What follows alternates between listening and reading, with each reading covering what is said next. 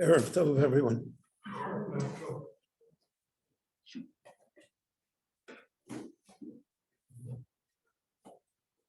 This week's parsha begins Zos Chukas HaTorah.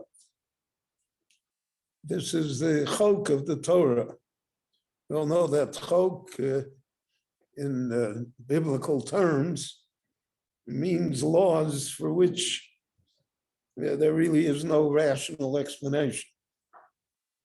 There are many times when the Torah itself tells us the reason, the purpose for mitzvot. There are many mitzvot that the Torah does not specify what the reason is, but we somehow are able to deduce on our own logical effort that this is the reason that the Torah granted us this mitzvah. But there is a category of mitzvot which the Torah itself calls chukim, and those are mitzvot for which neither the Torah gave us a reason, nor are we able on our own merits and our own abilities to somehow come up with reasons as to why this is a mitzvah and why its details are what they are. So this is the idea of chok. And we find that throughout the Tanakh, and there's always chukim and mishpatim, chukav and mishpatov. These categories serve as the main headings for mitzvot. So here we have the classic chok. Zot chukat HaTorah.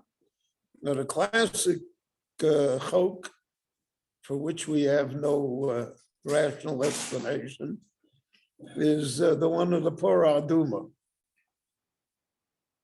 Why its details are what they are, and why it, so to speak, affects what it does. And the Pora Aduma has within it, thank you,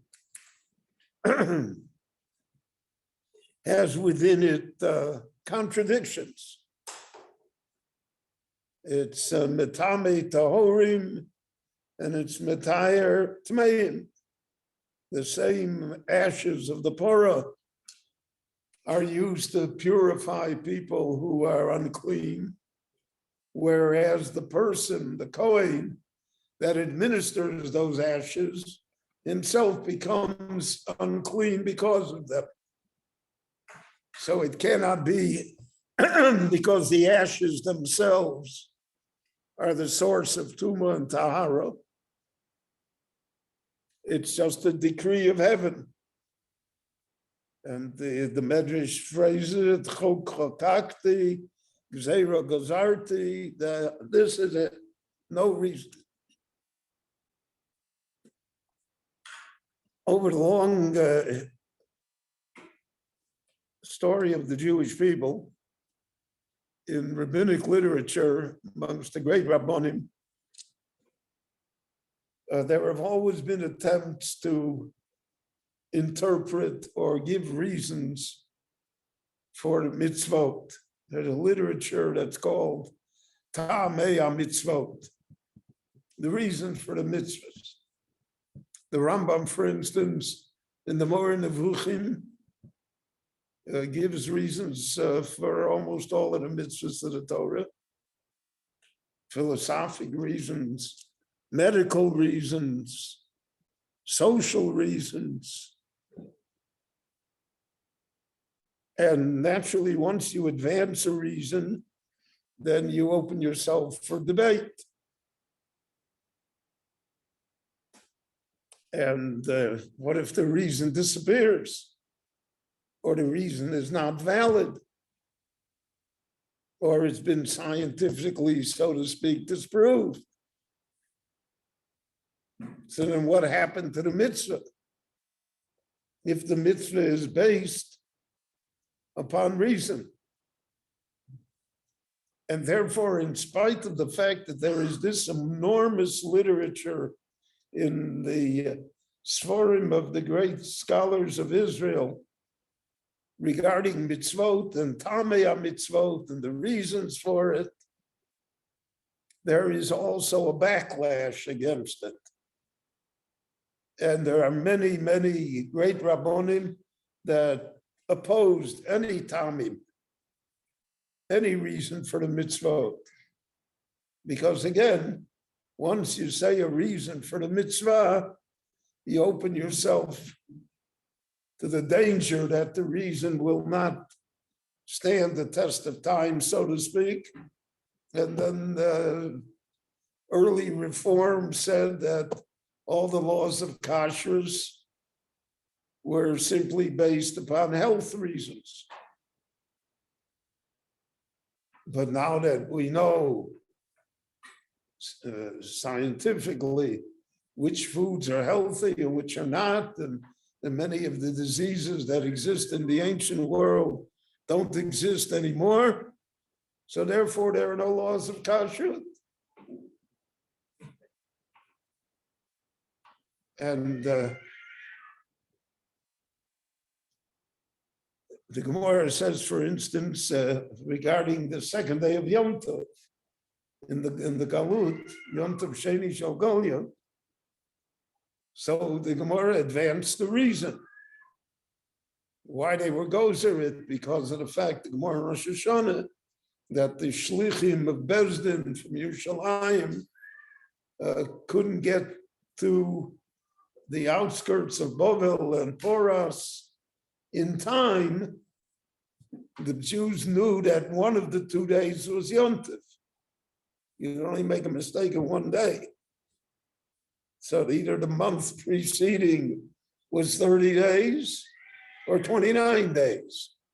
But there's no Jewish month that is not of those two numbers. Every month is either 29 days or 30 days. When it's 30 days, then we have 2 days Rosh Chodesh. When it's 29 days, we have 1 day Rosh Chodesh. So therefore, they said misofek, it's one of the 2 days. It's either Monday or Tuesday. So we'll keep both days. It's a suffix. Now that we have the permanent calendar, that's already began in the 5th century. We know exactly what day Yom Tov is going to be. So then why should we keep the second day of Goliath? And that's been a constant refrain throughout the ages. The Karoyim didn't keep the second day. The Tzdokim didn't keep the second day. Reform said no second day. Conservatives today say no second day. Even though I pointed out many times that those that never kept the second day eventually didn't keep the first day either.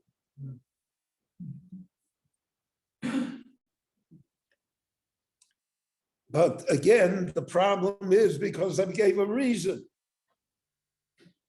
When you give a reason, then somehow you're always vulnerable.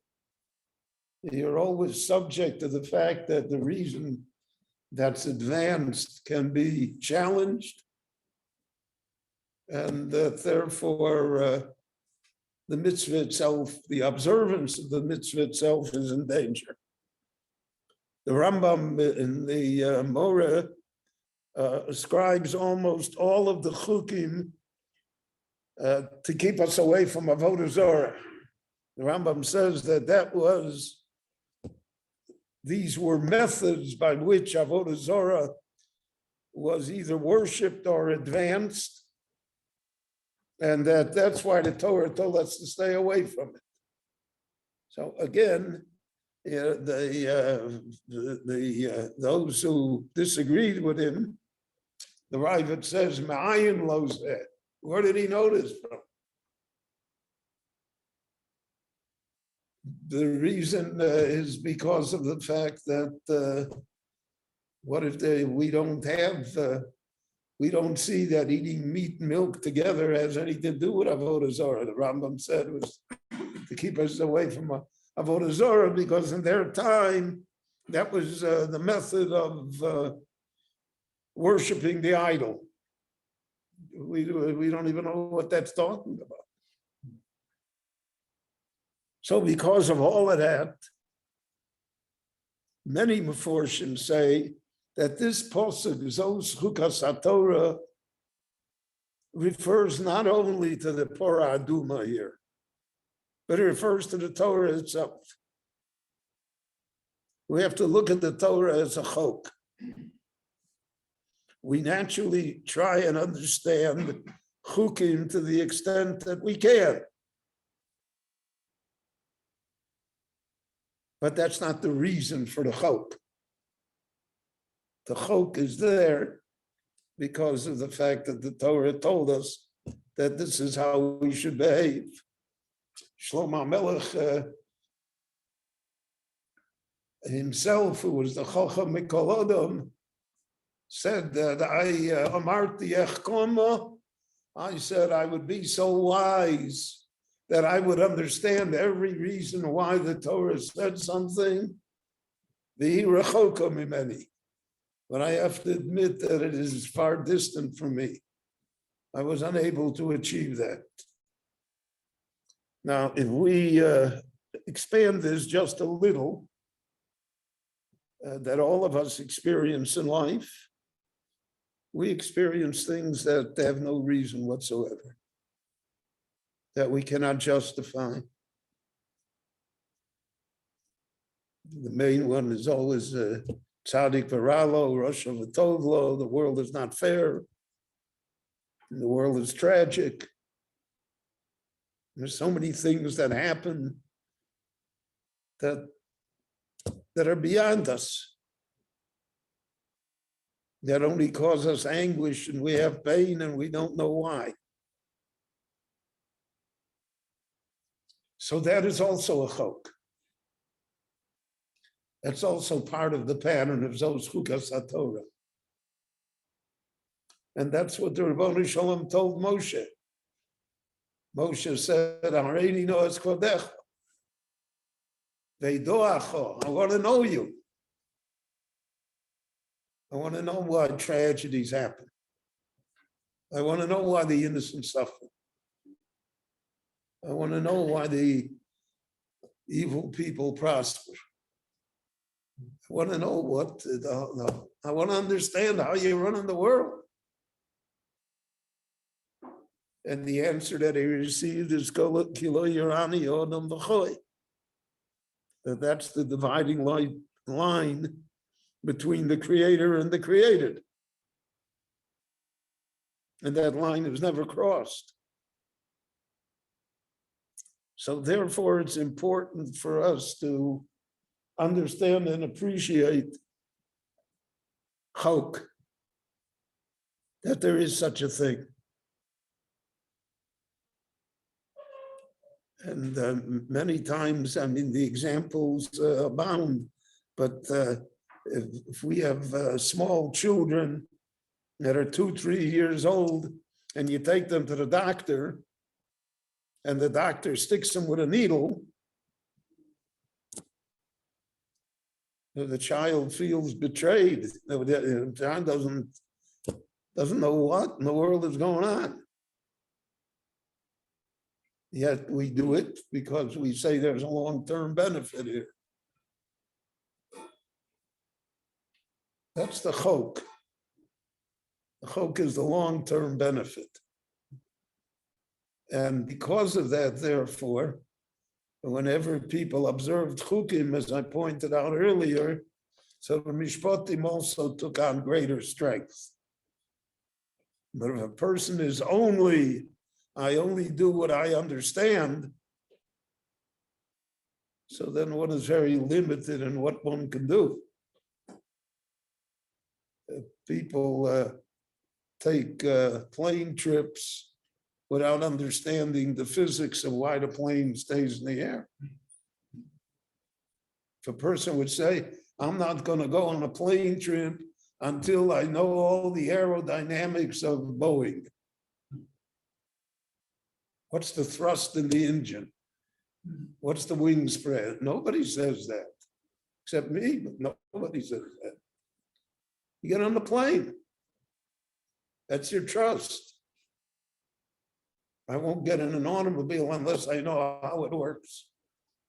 You get in the automobile and you drive. So that's the idea of Hoax. And that's what the Torah tells us, Zos Chukas HaTorah. It's not only this din of the Parah Aduma, which everyone agrees and we don't understand, but all of the Torah and all of life generally, when it comes down to the bottom line, when everything else falls away, remains a chok to us. We have to have trust in the mechokek, that the chok is for our benefit, and that by accomplishing it, we fulfill our mission in life.